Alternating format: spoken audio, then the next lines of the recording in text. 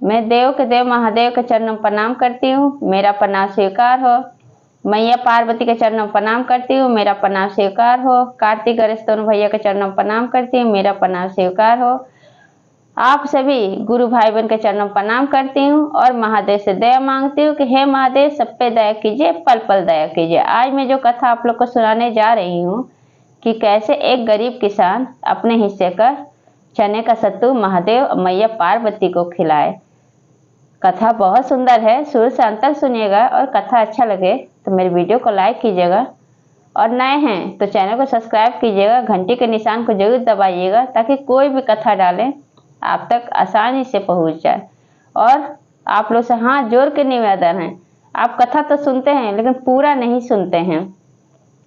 आप लोग ज़्यादा से ज़्यादा लाइक किया कीजिए ताकि और शिव शिष्य तक ये कथा आसानी से पहुँचे। और कमेंट बॉक्स में हर हर महादेव जरूर लिखिए, दोस्तों में रिश्तेदारों में शेयर कीजिए। कोई भी कथा महादेव का आधा अधूरा नहीं सुनना चाहिए। तो चलिए ज़्यादा बात नहीं करते हुए कथा शुरू करती हूँ। एक समय की बात है कि मैया पार्वती और महादेव कैलाश पर्वत पर बैठे हुए थे। मैया पार्वती महादेव से हट करने लगती हैं कि महादेव आप हमें धरती लोक पे भ्रमण करा दीजिए, मैं धरती लोक पे घूमना चाहती हूँ। महादेव कहते हैं कि नहीं, धरती लोक कोई इतना छोटा सा नहीं है, धरती लोक बहुत दूर में है, तुम्हें जरूर भूख प्यास लग जाएगा। तब मैया पार्वती कहती हैं कि नहीं, मुझे कुछ नहीं होगा, आप मुझे ले चलिए। आज मेरा मन है कि आप मुझे धरती लोक घुमा दीजिए, भ्रमण करा दीजिए। बार बार हट करने पे मैया पार्वती का महादेव तैयार हो जाते हैं, बेबस होके मैया पार्वती के प्रेम मोह में, और कहते कि ठीक है चलो।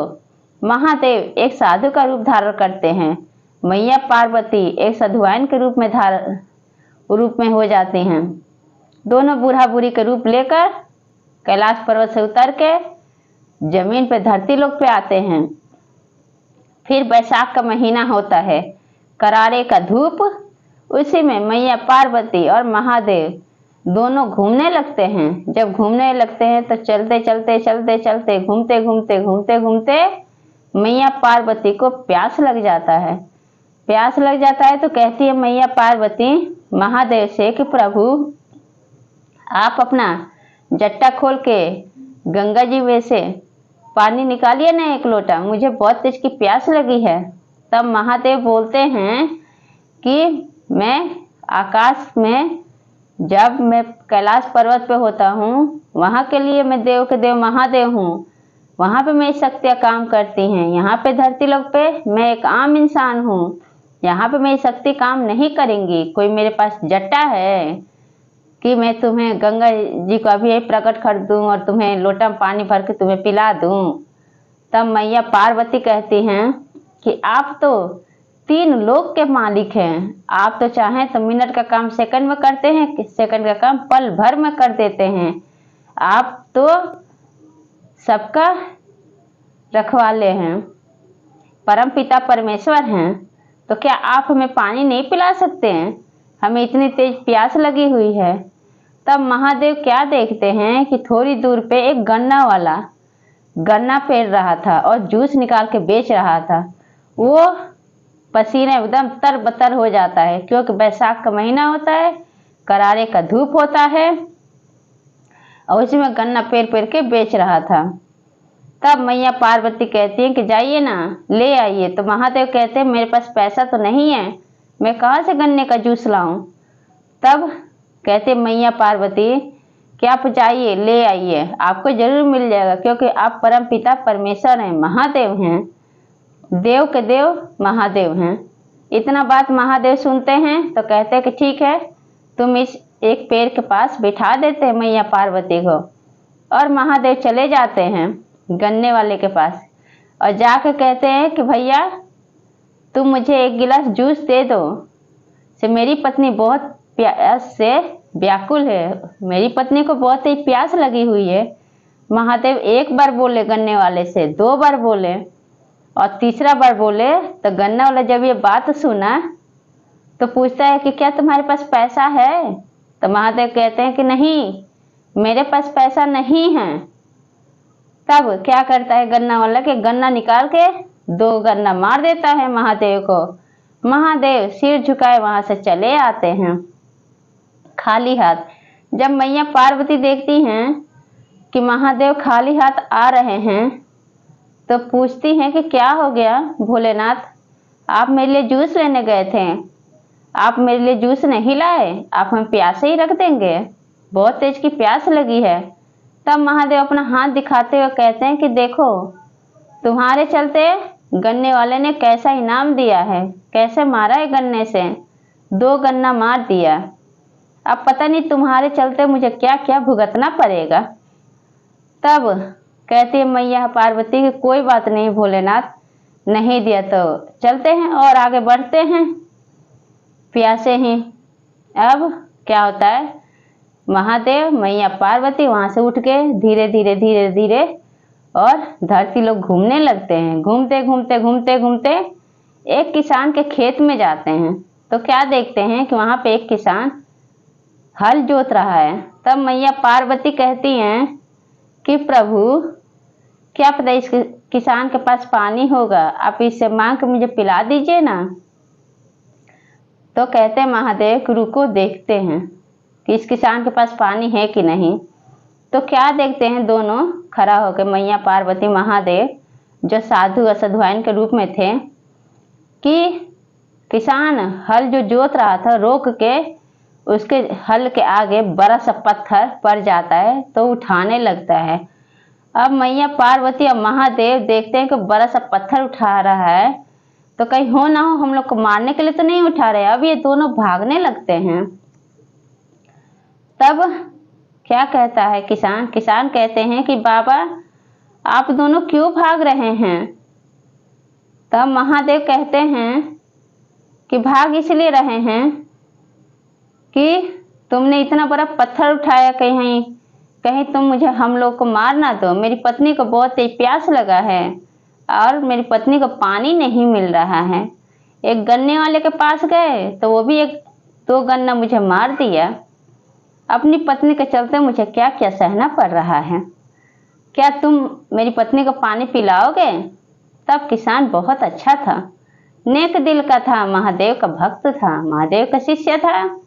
कहता है कि बाबा मैं आपको पानी नहीं आपको खाना भी खिलाऊंगा, आप बैठ जाइए।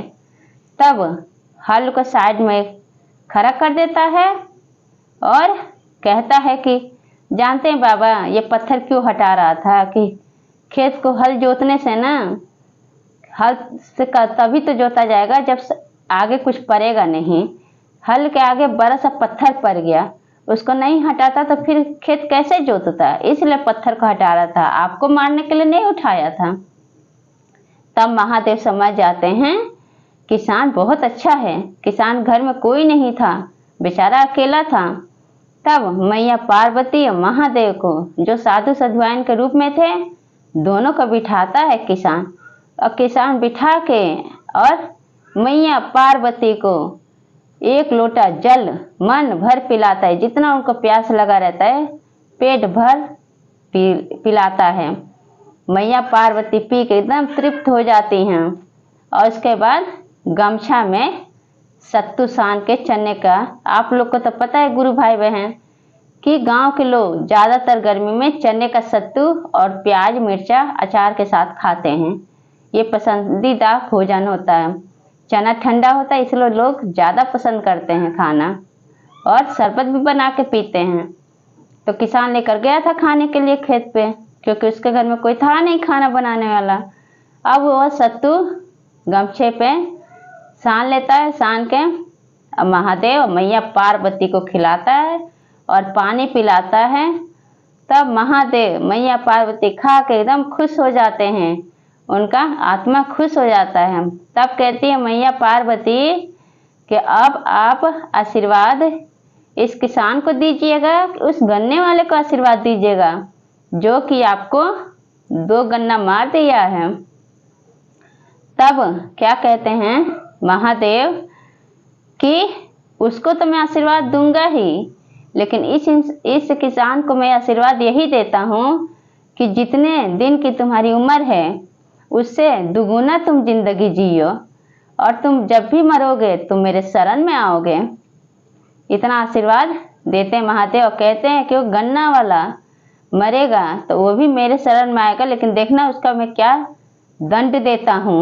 भगवान पे मारने का नतीजा क्या होता है, हे पार्वती तुम खुद अपने आंखों से देखना। इस तरह से बोल के वहाँ से महादेव मैया पार्वती साधु साधुआइन के रूप में वहाँ से चले जाते हैं कैलाश पर्वत। फिर कुछ दिन बीता, इधर क्या होता है, किसान मर जाता है। मरने के बाद महादेव के शरण में जाता है, क्योंकि महादेव का शिष्य था। जब जाता है तो वहाँ पे क्या करता है, वहाँ पे महादेव मैया पार्वती अपने स्वरूप का दर्शन कराते हैं और किसान को सारी बात याद दिलाते हैं कि हम ही दोनों थे जो साधु साधुआइन के रूप में तुम्हारे पास खेत पे आए थे, जो तुमने मैया पार्वती को पानी पेट भर पिलाया और खाना खिलाया चने का सत्तू। इस बात से हम बहुत खुश हैं। तुमने खुद नहीं खाया लेकिन हमें खाना खिलाया अपने हिस्से का।